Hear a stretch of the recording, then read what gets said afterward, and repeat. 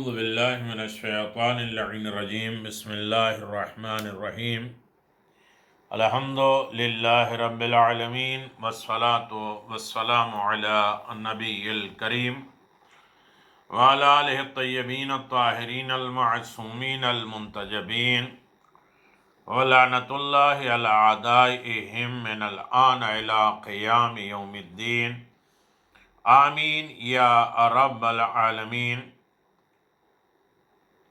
اما بعد فقد قال اللہ تبارک و تعالی فی قرآن مجید بسم اللہ الرحمن الرحیم ان اللہ و ملائکتہ یصلون علی النبی یا ایھا الذین آمنوا صلوا علیہ وسلموا تسلیما الذین یؤذون اللہ ورسولہ لعنہم اللہ فی الدنیا والآخرہ وأعد لهم عذابا مہینا۔ صدق اللہ العلی العظیم وصدق رسولہ النبی الکریم۔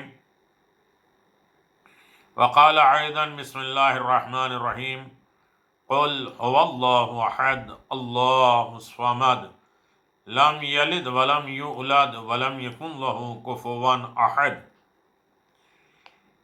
اللہم صل علی محمد وآل محمد وعجل فرج آل محمد۔ سامعین گرامی قادر، ناظرین محترم، توحید، عادل، نبوت، امامت، قیامت، یعنی دین کی جڑ اور شاخیں، اصول دین اور فروع دین، اس کی یہ 35ویں کڑی ہے 35، جس میں توحید الہی، عدل پروردگار، نبوت خدا، رسالت، نبوت، اولی العزم پیغمبر، قانون ساز، اس کا تذکرہ ہو رہا ہے، اور خاص طریقے سے نبوت کا تذکرہ چل رہا ہے۔ نبی کا مقام، نبی کی ضرورت، نبی کے آثار، نبی کے نتائج، نبی کی فضیلت، نبی کے صفات، کمالات، نبی زمین اور آسمان کے درمیان میں رابطہ، نمونہ کردار، خدا تک پہنچنے کا بہترین وسیلہ، یہ ساری گفتگو آپ حضرات کے اذانیہ عالیہ میں موجود ہے۔ ابھی ہم یہ گزارش کر رہے ہیں کہ ہمیں رہبران الہی کی ضرورت کیوں ہے۔ اللہ کی طرف سے جو رہبر ہیں، اللہ کی طرف سے جو رہنما ہیں، اللہ تبارک و تعالیٰ کی طرف سے جو راہ رو ہیں، جو ہادی ہیں، ہدایت کرنے آئے، راستہ دکھانے آئے ہیں، ان کی ضرورت کیوں ہے، ان کی احتیاج کیوں ہے۔ ہمارے علم و دانش کا محدود ہونا، بالکل لمیٹڈ ہونا، ممکن ہے کہ بعض افراد یہ سوچیں کہ کیا اصولی طور پہ ہمارے رہنماؤں کے لیے خدا کی طرف سے انبیاء کا مبعوث ہونا ضروری ہے؟ کیا ہمارے عقل و فہم حقائق کا ادراک کرنے کے لیے کافی نہیں ہے؟ کیا انسان کی علمی ترقی پوشیدہ رازوں تک پہنچنے اور تمام حقائق کو واضح کرنے کے لیے اس کی مدد نہیں ہے؟ اور پھر وہ چیزیں جو انبیاء ہمارے لیے لے کر آئے ہیں، وہ دو حال سے خارج نہیں ہیں، یا تو ہمارے عقل ان کو بخوبی درک کر سکتی ہے، یا اس کے برعکس ہماری عقل ان کے ادراک سے قاصر ہے، انہیں ہم حاصل نہیں کر سکتے، درک نہیں کر سکتے۔ پہلی صورت میں ہم انبیاء کی زحمت کے محتاج نہیں ہیں، جبکہ دوسری صورت میں ہم ان چیزوں، اصول، قواعد کو کیوں قبول کریں جو ہماری عقل و خرد ہی کے خلاف ہو۔ دوسرے الفاظ میں اگر کہا جائے، آیا یہ درست ہے، یہ صحیح ہے کہ انسان اپنے آپ کو دوسرے کے اختیار میں دے دے؟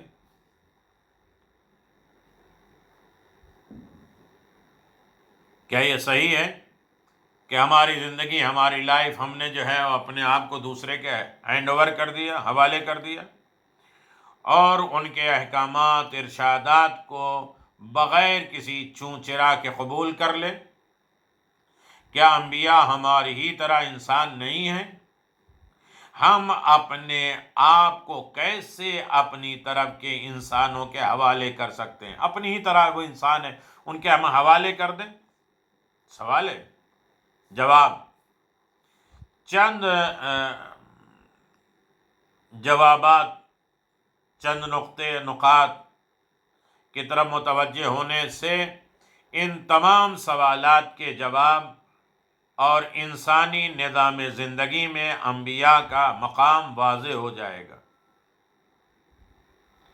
نمبر 1، ہمیں معلوم ہونا چاہیے کہ ہمارا علم اور شعور انتہائی محدود ہے، اور تمام تر ترقی، علمی ترقی، وسعت کے باوجود جو کہ بشر کو نصیب ہوئی، آج ہم جو کچھ بھی جانتے ہیں اس کے مقابل میں وہ اشیاء کہ جن کا ہمیں علم نہیں ہے، ایسے ہی ہے جیسے پانی کا ایک قطرہ دریا کے مقابل میں، یا ایک تنکا پہاڑ کے مقابل میں، یا بعض عظیم دانشمندوں کے کہنے کے مطابق آج ہم جتنا بھی علم رکھتے ہیں وہ اس کائنات کے تمام علم کے مقابل میں الف بے شمار ہو سکتا ہے، ایک دو، یا یوں کہیں کہ حقیقت یہ ہے کہ ہمارے عقل و شعور فیصلے کی جگہ یک انتہائی محدود سی ہے جسے علم و دانش کی شعاعوں نے روشن کر دیا، واضح کر دیا۔ ہم اس کے علاوہ کچھ بھی نہیں ہیں۔ انبیاء تشریف لائے، ہماری ضرورت، ہماری حاجت کے مطابق ہمارے عقل و شعور کی اس وسیع جگہ کو منور کیا۔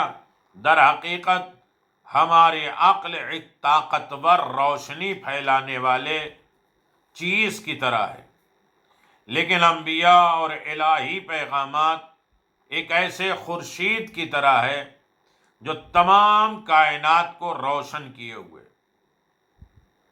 کیا کوئی ایسا شخص ہے جو یہ دعویٰ کر سکے کہ چونکہ میں خود روشنی پھیلانے والا طاقتور چیز رکھتا ہوں لہذا سورج کا محتاج نہیں ہوں؟ ہے کوئی؟ زیادہ بہتر انداز میں ہم یوں کہہ سکتے ہیں کہ زندگی کے مسائل کو 3 گروہ میں، 3 حصوں میں، 3 پارٹ میں بانٹا جائے، تقسیم کیا جا سکتا ہے: معقول، غیر معقول، مجہول۔ انبیاء کبھی غیر معقول بات، جو عقل میں نہ آنے والی بات، یعنی ایسی چیز جو عقل و خرد کے خلاف ہو، انبیاء نہیں کہتے، اور اگر کوئی ایسی بات کہیں تو وہ پیغمبر نہیں ہے۔ انبیاء تو ہمارے عقل و شعور کے مددگار ہوتے ہیں تاکہ ہم نامعلوم چیزوں کا علم حاصل کر سکیں، اور یہ بات ہمارے لیے بہت اہمیت کی حامل ہے۔ لہذا وہ افراد جو زمانے ماضی میں کہتے تھے، پاس میں کہتے تھے، گزرے ہوئے زمانے میں کہتے تھے کہ عقل و خرد کے ہوتے ہوئے انبیاء کی ضرورت نہیں ہے، جیسے ایک مذہب میں ایسا ہے کہ بعض دیگر علاقوں میں جو رہتے ہیں، یا وہ لوگ جو آج یہ کہتے ہیں کہ اس تمام علمی ترقی اور کامیابی کے بعد انسان انبیاء اور ان کی تعلیمات کا محتاج نہیں ہے، انسان خود ہوشیار ہے، ترقی کر رہا ہے، چاند تک پہنچ جا رہا ہے، اسے کسی کی ضرورت نہیں ہے، نبی کی کیا ضرورت ہے؟ تو وہ نہ انسان کے علم و دانش کے وسعت کو جانتے ہیں، نہ انبیاء کی رسالت کو درک کر سکتے ہیں۔ یہ لوگ ایسے ہی ہیں جیسے ایک بچہ پہلی کلاس میں ایک ہی سبق پڑھنے کے بعد یہ کہہ دے کہ میں اب تمام چیزوں کا جاننے والا ہوں، مجھے کسی معلم یا استاد کی ضرورت نہیں ہے۔ کیا یہ دعویٰ بے اساس ہے، بے بنیاد ہے؟ نہیں ہے،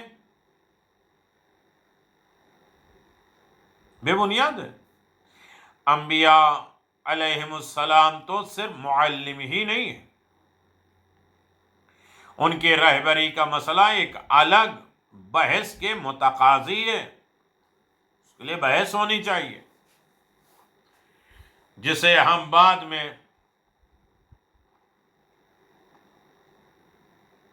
تھوڑا سا ذکر کریں گے۔ نمبر 2، کوئی بھی شخص یہ نہیں کہتا کہ انسان اپنے آپ کو اپنے تمام تر اختیارات اور وجود کے ساتھ اپنے ہی جیسے کسی شخص کے حوالے کر دے۔ بحث یہ ہے کہ انبیاء، جیسا کہ ہم بعد میں ثابت کریں گے، وہ وحی آسمانی کے ساتھ یعنی خداوند متعال کے لامحدود علم کے ساتھ رابطہ رکھتے ہیں، اور ہمیں چاہیے کہ ہم قطعی حقیقی دلائل کے ساتھ ان کے خدا کے ساتھ رابطے کو پہچانیں، خدا سے کنیکشن کو ہم جانیں پہچانیں، کہ جس کے نتیجے میں ہم نہ صرف ان انبیاء الہی کی باتوں کو قبول کریں گے بلکہ ان کے تعلیمات پر دل و جان سے عمل بھی کریں گے۔ اگر ہم یہ ماہر اور حاذق طبیب ڈاکٹر کے نسخے پر، ان کی تجویز پر، ان کے بتائے ہوئے دواؤں پر عمل کریں تو کیا ہم نے کوئی غلط کام کیا ہے؟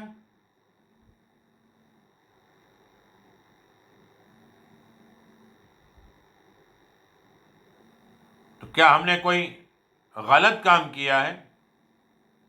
تو کیا انبیاء ہمارے بہت بڑے انبیاء ہمارے بہت بڑے حکیم ہیں، طبیب ہیں، روحانی اعتبار سے؟ اگر ہم اپنے معلم اور استاد کے درس کو جو ہمارے عقل و فکر کے مطابق ہے قبول کر لیں تو کیا یہ ایک غلط فعل ہے، غلط کام ہے؟ انبیاء انسانیت کے سب سے بڑے معلم ہیں۔ بہتر ہے کہ ہم ان دلائل سے متعلق گفتگو کریں کہ جو خدا کی طرف سے انبیاء کے بعثت کو ضروری قرار دیتے ہیں۔ ہمارے پاس 3 ایسی روشن دلیلیں ہیں جن سے ثابت ہوتا ہے کہ ہم انبیاء کی رہنمائی کے محتاج ہیں، انبیاء کی ہدایت کے ہم محتاج ہیں، ہمیں ان کی ہدایت چاہیے، وہ ہمیں راہ راست پہ لے کے جائیں۔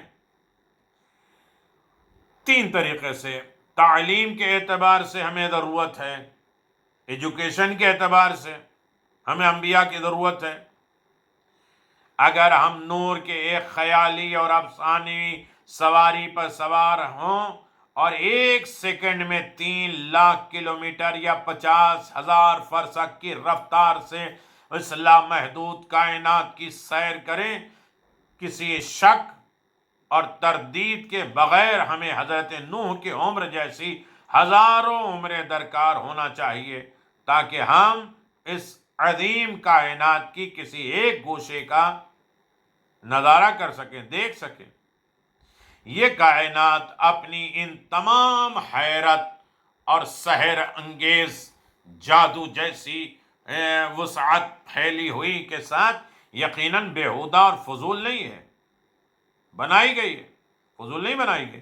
اور جیسا کہ ہم خدا شناسی، خدا کے پہچاننے میں یہ جانتے ہیں کہ اس کائنات کا کوئی بھی فائدہ یا نفع خدا کے لیے نہیں ہے، جو کچھ بھی بنایا وہ ہمارے لیے ہے، کیونکہ وہ ایک ایسا وجود ہے جو ہر نظر سے کامل، اکمل، مکمل، بے نیاز، صمد سب کچھ ہے، اسے ضرورت نہیں ہے کائنات بنانے، لامحدود، ہر قسم کے نقص عیب سے پاک ہے، اور اس نے اس کائنات اور انسان کو اس لیے نہیں بنایا کہ اپنے کسی نقص کو دور کر سکے، اپنے کسی عیب کو دور کر، پیدا کرے گا تو خالق ہوگا، نقص کو دور کر سکے۔ لہذا ہم یہ نتیجہ نکالتے ہیں کہ خدا کا ہدف یہ تھا کہ دوسروں پر اپنا وجود و کرم کرے اور تمام موجودات کو کامل کرے، جیسے کہ سورج کہ جو ہم زمین والوں پر چمکتا ہے، حالانکہ وہ ہمارا محتاج نہیں ہے، سورج کی یہ روشنی صرف ہمارے فائدے کے لیے ہے، وگرنہ ہم سورج کے لیے کون سی خدمت انجام دے سکتے ہیں؟ سورج کے فائدے کے لیے ہم کیا دیتے؟ کیا صرف ہماری معلومات، ہمارے عقل، ہمارے رشد، ہمارے فہم، ہمارے تکامل کے راہ طے کرنے اور ایک انسان کامل کے مرحلے تک پہنچنے کے لیے کافی ہے؟ ہم اس کائنات کے اسرار اور رموز میں سے کتنے رازوں سے آگاہ ہیں؟ کتنے راز ہم جانتے ہیں؟ اصلاً زندگی کی حقیقت کیا ہے؟ یہ کائنات کب سے وجود میں آئی؟ کوئی بھی شخص ان سوالات کے صحیح اور دقیق جواب نہیں جانتا۔ یہ سب کچھ کب تک باقی رہے گا، اس کا جواب بھی کسی کے پاس نہیں ہے۔ اجتماعی اور اقتصادی زندگی کے حوالے سے ہر دانشور اپنا ایک ایک نظریہ رکھتا ہے۔ مثلاً ایک گروہ سرمایہ داری کے قائل ہے، جبکہ دوسرا گروہ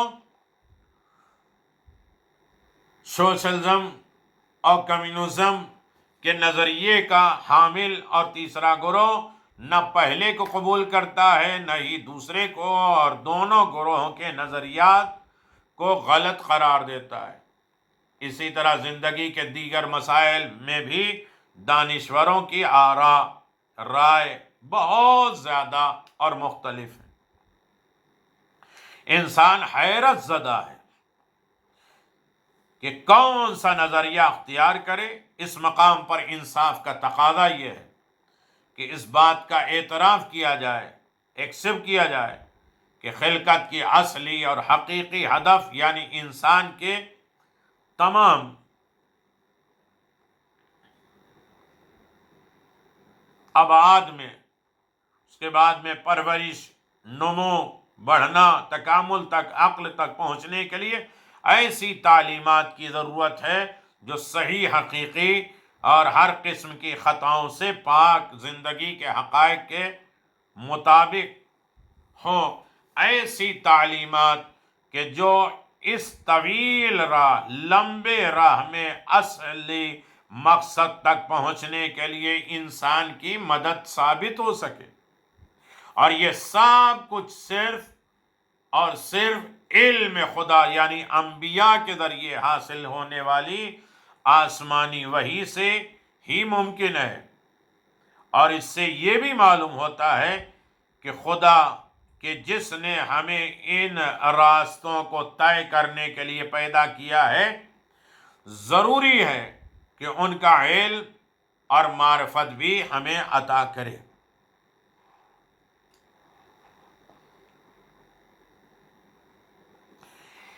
اجتماعی اور اخلاقی مسائل میں رہبری کی ضرورت۔ ہم جانتے ہیں ہمارے وجود میں عقل اور دانائی کے علاوہ ایک اور قوت بھی موجود ہے، جس کا نام غرائز، میلانات یعنی غریزہ خود پسندی، غریزہ خشم، غضب، شہوت اور اس قسم کی دیگر رجحان، اس کی طرف مائل ہونا، ہزاروں چیزیں ہمارے اندر پائی جاتی ہیں۔ بلا شک و شبہ اگر ہم اپنے غرائز کو بے مہار چھوڑ دیں، اپنی خواہشات، اپنی لالچ کو بغیر لگام کے چھوڑ دیں، تو ہماری عقل، ہماری دانائی قید ہو جائے گی، اور انسان تاریخ کے ظالم جابر لوگوں کی طرح ایسے بھیڑیے کی شکل اختیار کرے گا جو ہر اعتبار سے جنگل کے بھیڑیوں سے بھی خطرناک تر ہے۔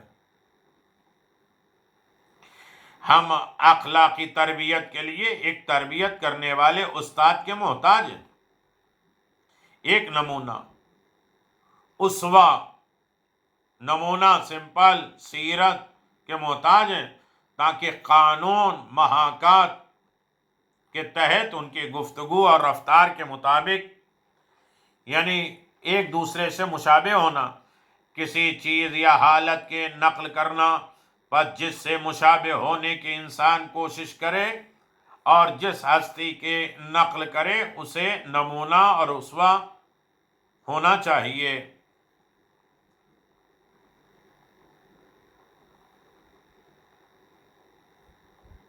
میرے عزیزو، یقیناً اللہ تبارک و تعالیٰ نے ہمیں عقل و ہنر عطا فرمایا، ہماری زندگی استوار زندگی ہے، اور ان کے رفتار و گفتار کے مطابق ہم عمل کر سکیں۔ یہ ضروری ہے کہ ایک کامل، مکمل، تربیت یافتہ انسان اس خطرناک اونچ نیچ حالات، نشیب و فراز سے پر راستے، بھرے ہوئے راستے میں ہمارا ہاتھ پکڑے اور ہمیں آرائش کے طوفان سے، خواہشات، نفسانی برائیوں کے طوفان سے بچا لے، اخلاقی فضائل کے اصولوں کو اپنے عمل اور گفتار سے ہمارے دل و جان پر نقش کر سکے، شجاعت اور توانائی، انسان دوستی، مروت، درگزر کرنا، وفاداری، سچائی، امانت داری، پاک دامنی کو ہماری روح میں پروان چڑھائے۔ آیا انبیاء معصومین کے علاوہ کوئی ایسا مربی اور رہنما ہمیں مل سکتا ہے؟ اس دلیل کے بعد ممکن نہیں کہ ہمارا مہربان اور ہر شے پہ قدرت رکھنے والا خدا ہمیں اس قسم کے رہنمائی سے محروم رکھے، یعنی وہ ہمیں ایسا رہنما دے گا۔ اب ہم خود غور کریں، سوچیں، اپنا احتساب کریں، امتحان کریں، تھوڑی دیر اپنے اوپر غور کریں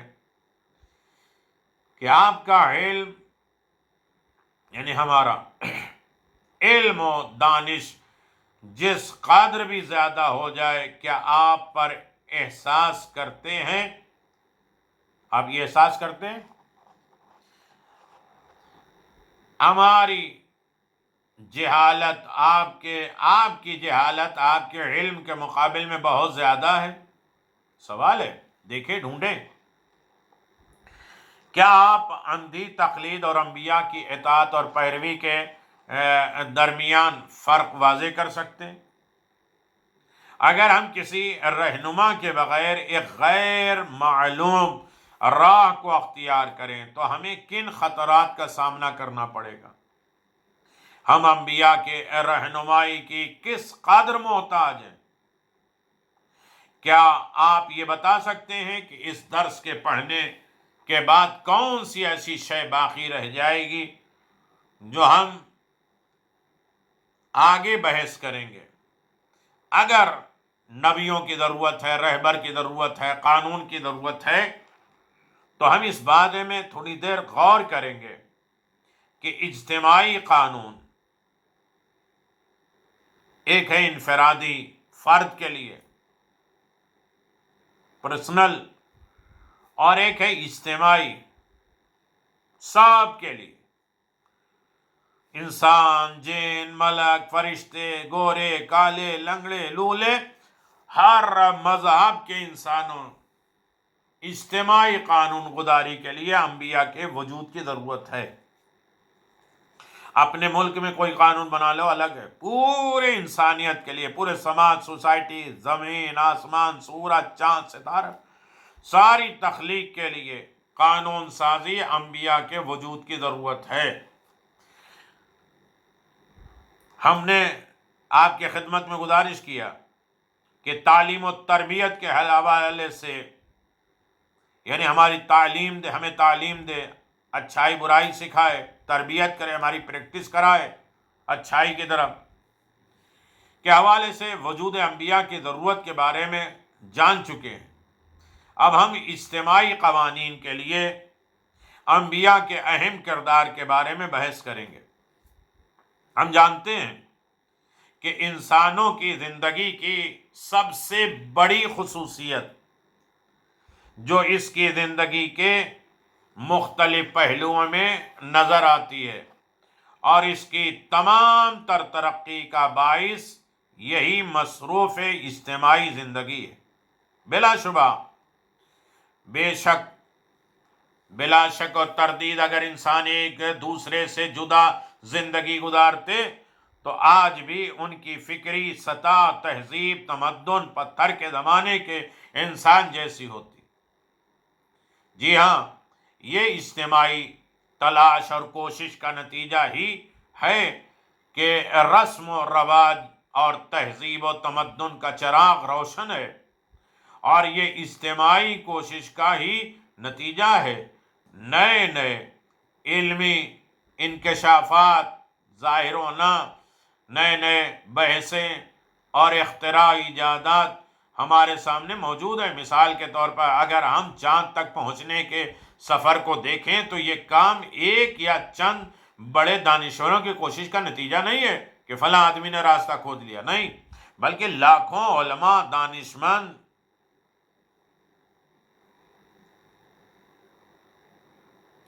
کہ ہزاروں سال کے مطالعہ، کتنی کب تک جو ہے تکودو، جنہوں نے کھوجا ہوگا، راستہ تلاش کیا ہوگا، وہ بھی تو کسی کو پڑھ کے، کسی کے تجربے کو، انکشافات، تجربات کا نتیجہ ہے۔ انسان اس عظمت تک پہنچ سکتا ہے تو اس میں اکیلا نہیں ہے۔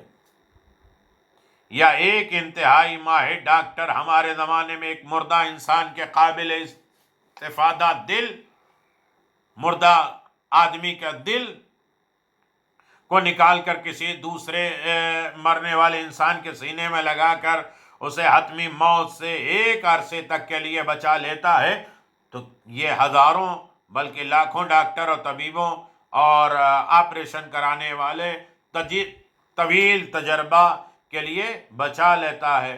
تو یہ ہزاروں لاکھوں طویل استاد اور شاگرد منتقل ہوتا ہے۔ یہ آج کا نہیں ہے، پڑھا ہوا زمانہ ہے، یعنی بتایا ہوا۔ لیکن ان تمام تر اچھائیوں اور برکات کے باوجود اجتماعی زندگی میں بہت سی مشکلات بھی حائل ہے۔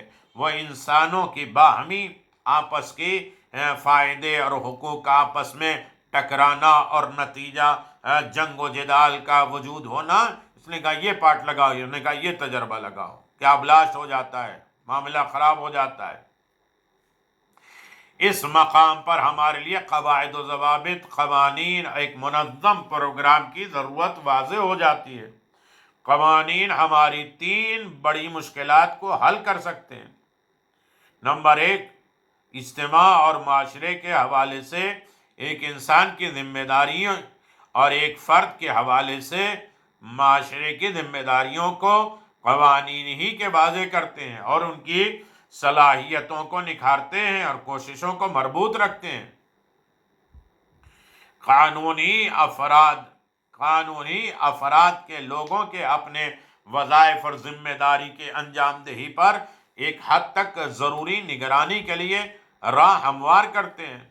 قانون ہی مختلف افراد کو ایک دوسرے کے حقوق پامال کرنے سے روکتا ہے اور مختلف گروہوں کے آپس میں ٹکراؤ اور معاشرے کو حرج مرج سے بچاتا ہے۔ کسی بھی زیادتی کی صورت میں زیادتی کرنے والے کے لیے مناسب سزاؤں کا معین کرتا ہے۔ اور بہت سی چیزیں ہیں، آج ڈپریشن ہے، نشے فراز ہے، بلڈ پریشر ہے، شوگر ہے، یہ ساری تحقیقات جو ہے کرتی ایک آدمی نہیں کرتا، ایک زمانے سے ریسرچ کرتا ہے، پورے لوگ مل کر اس کے اوپر کام کرتے ہیں تب کہیں جا کے ایک نتیجہ نکلتا ہے، معاشرے کے بحث کی طرف ہم لوٹتے ہیں، اور وہ قانون ساز جو چاہتے ہیں کہ انسانوں کے لیے بہترین قانون بنائے، اس میں کچھ خصوصیت، کچھ اہمیت، کچھ امپورٹنس ہونا ضروری ہے۔ پہلی چیز ہے، قانون بنانے والا نوع انسانی اور اس کی خواہشات، مشکلات اور ضروریات کو مکمل طور پہ جانتا ہو، انسانوں کے تمام تر توانائی اور طاقت، استعداد کو مد نظر رکھتے اور اس کو نکھارنے کے لیے قوانین جاری کرے۔ نمبر 3، ہر قسم کے وہ حادثے جو کہ ممکن طور پر معاشرے کو پیش آ سکتے ہیں، اور اسی طرح ان کا عکس العمل ان کے لیے قبل از وقت آگاہی حاصل کرے۔ معاشرے سے اس کے کسی بھی قسم کے منافع، فائدہ، ربط مربوط نہ ہو کہ اپنے فائدے کے لیے کوئی قانون بنا دے، تاکہ قوانین بناتے وقت وہ اپنے رشتہ دار، اپنے فائدے اور اپنی جماعت کے منافع کے لیے متوجہ ہو۔ یہی ہوتا ہے زمانے میں۔ ضروری ہے کہ یہ قانون بنانے والے مستقبل کے انسانی ترقی یا نقصان سے مکمل، کیا ہونے والا، کیسا زمانہ آئے گا، کون بنائے گا، بتائے گا، لیکن کوئی ایسا ہو جو فیوچر اور انسانی ترقی یا نقصانات پر آگاہ رکھتا ہو، جانتا ہو۔ ضروری ہے کہ یہ قانون ساز خطا، اشتباہ اور ہر قسم کی بھول چوک سے بچا ہوا ہو۔ نمبر 7، ضروری ہے کہ یہ قانون ساز اتنی طاقت اور قدرت رکھتا ہو کہ معاشرے کے کسی بھی فرد کی قدرت اور طاقت سے نہ ڈرے، اور ہر حال میں انتہائی مہربان، غمخوار، خیر خواہ ہو۔ یہ شرائط کس میں موجود ہے؟ آیا انسان بہترین قانون بنا سکتا ہے؟ آیا آج تک کسی نے انسان کو مکمل طور پہ پہچانا؟ حالانکہ ہمارے زمانے میں بڑے دانشور، پڑھے لکھے نے انسان کے متعلق ایک مفصل کتاب لکھی، اس کا عنوان انسان موجودہ ناشناختہ، یعنی انسان کے جسے آج تک پہچانا نہیں جا سکا۔ انسان کو نہیں جانتا تو قانون کیسے بنے گا؟ کیا انسانی روح اور اس کے رجحان اور اس کے لطیف جذبات کو مکمل طور پہ پہچان لیا گیا؟ کس کی کیا خواہش، کس کی کیا ضرورت؟ کیا انسان کے جسمی اور روحی ضروریات کو خدا کے علاوہ کوئی ہستی جانتا ہے؟ کیا آپ عام انسانوں کے درمیان کسی ایسے شخص کو تلاش کر سکتے ہیں جس کے اس معاشرے سے کسی بھی قسم کے فوائد منسلک نہ ہو؟ کیا کوئی ایسا شخص جو ہر قسم کی خطا اور اشتباہ سے پاک اور انسان معاشرے کے تمام مسائل اور احتیاجات سے مکمل آگاہ ہو، کیا آپ اسے ان عام انسانوں میں ڈھونڈ سکتے؟ لہذا خدا اور وہ شخص جو وحی کے ذریعے خدا سے رابطہ رکھتا ہے، ان کے علاوہ کوئی بھی شخص مکمل بہترین قانون ساز نہیں ہو سکتا۔ لہذا ہم اس نتیجے پر پہنچے ہیں کہ خدا نے جب انسان کو کمال کے تمام مراحل طے کرنے کے لیے پیدا کیا ہے تو ضروری ہے کہ وہ اس کی ہدایت کے لیے ایسے افراد کو معین کرے جو تمام الہی آسمانی قوانین کی تعلیم انسان کو دے سکے۔ اور جب انسان جان لے کہ فلاں قانون خدا کا قانون ہے تو وہ زیادہ اعتماد اور یقین اور اطمینان کے ساتھ اس پر عمل کر سکے گا۔ دوسرے الفاظ میں اگر کہا جائے کہ اس بات کی ضمانت ہے کہ ان قوانین پر زیادہ سے زیادہ عمل کیا جائے کہ یہ پروردگار کا قانون ہے اور ہم بے بس ہیں۔ توحید اور نبوت کے درمیان میں جو رابطہ ہے، کنیکشن ہے، اس نقطے کی طرف متوجہ کرنا ضروری ہے کہ نظام خلقت بذات خود الہی پیغمبروں کے وجود اور اس کے رسالت پر ایک زندہ گواہ ہے۔ اگر ہم اس کائنات کے حیرت انگیز نظام پر ایک نظر ڈالیں تو ہمیں معلوم ہوگا کہ خدا نے تمام موجودات کی ضروریات کا اپنے لطف و کرم کے ساتھ خیال رکھا ہے۔ مثلا اگر ہمیں دیکھنے کے لیے آنکھیں دی ہیں تو ان کی حفاظت اور روشنی کو مناسب اور صحیح منعکس کرنے کے لیے پلک بھی عطا کیا ہے۔ آنکھوں کے گوشے میں آنسو کے غدود پیدا کیے تاکہ ان کی سطح کو مربوط رکھیں، کیونکہ آنکھوں کا خشک ہونا ان کو ختم ہونے کے سبب بنتا ہے۔ پھر آنکھوں کے اندر انتہائی باریک سوراخ بنائے تاکہ اضافی پانی کو ناک کے اندر گرا سکیں۔ اگر یہ باریک چھوٹا سا سوراخ نہ ہوتا تو وہ آنسو کے مسلسل قطرے ہمارے چہرے پر بہتے رہتے۔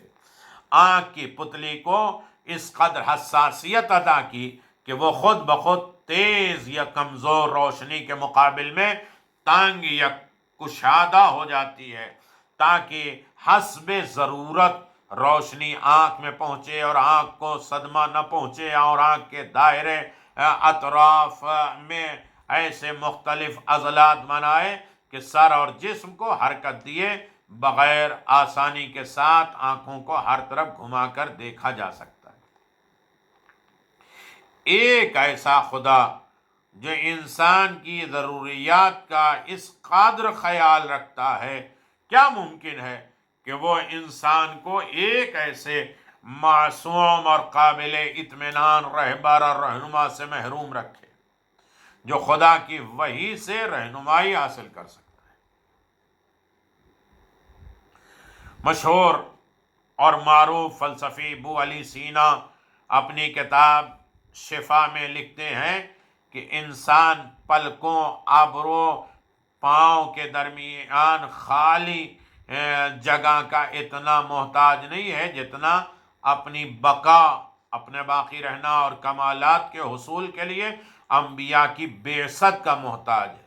لہذا انسان باقی نہیں رہ سکتا بغیر انبیاء کے آئے ہوئے۔ لہذا یہ ممکن نہیں ہے کہ خداوند عالم ایک ضروری چیز کو تو پیدا کرے، آنکھ کو اس میں پانی اور یہ سب پیدا کرے، لیکن جو لازمی ہے، ضروری ہے ہماری تعلیم و تربیت کے لیے، ہمیں انسان بنانے کے لیے، اس نبی کو نہ بھیجے۔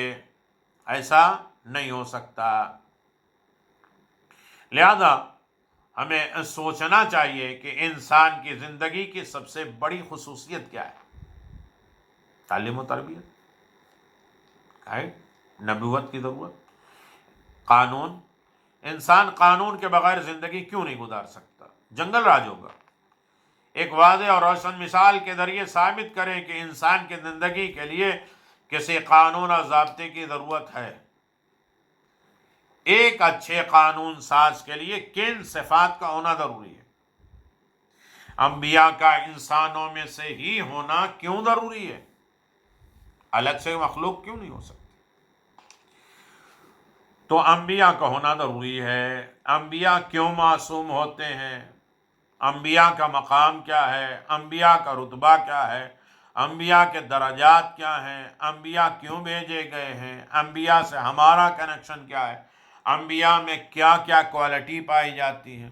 یہ ساری چیزیں آپ حضرات کے اذہان عالیہ میں قدر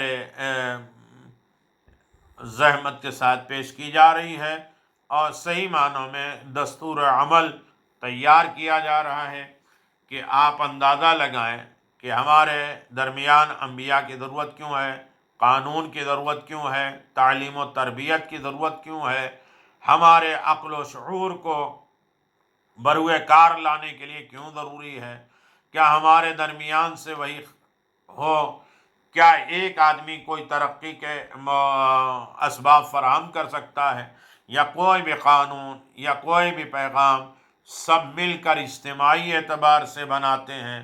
اس لیے کہ چاند تک پہنچنا ایک آدمی کا کام نہیں تھا، جہاز بنانا ایک آدمی کا کام نہیں تھا، کسی کے وہ شاگرد رہے ہوں، کسی نے ریسرچ کیا ہو، کسی نے پروف ڈالا ہو، کوئی پیغام دے کر گیا ہو، وہ بتا کے گیا ہو کہ یہ اس طریقے سے ہوتا ہے، تو ایک زمانے سے لوگ مل جل کر ریسرچ کرتے ہیں اور ایک منزل کمال تک پہنچتے ہیں کہ خدا جب ہے تو خدا اپنی طرف سے ہادی بھی بھیجے گا، ہم ہدایت کے محتاج ہیں، قانون بھی وہی بنائے گا، قانون کے بھی ہم محتاج ہیں، اور ہماری رہنمائی بھی وہی کرے گا، اس لیے کہ ہم ہدایت کے محتاج ہیں۔ تو نبی کا ہونا ضروری ہے اور نبی کا معصوم ہونا بھی ضروری ہے۔ وآخر دعوانا ان الحمد للہ رب العالمین وصلی اللہ علی نبی الکریم وعلی آلہ الطیبین الطاہرین۔